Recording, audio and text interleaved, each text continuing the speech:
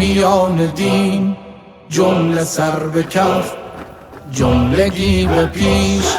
خط احمدی وعده شما عدم بردگی.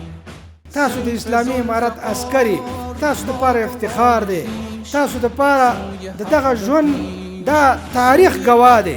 سیف ذوالفقار با قوای خیش، سوی حق به پیش، سوی حق به پیش. عزت و شرف به افغانستان اسلامی امارت لپاره خدمت کو.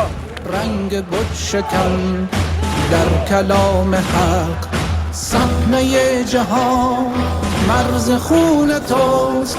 سیرت رسول رهنمون توست.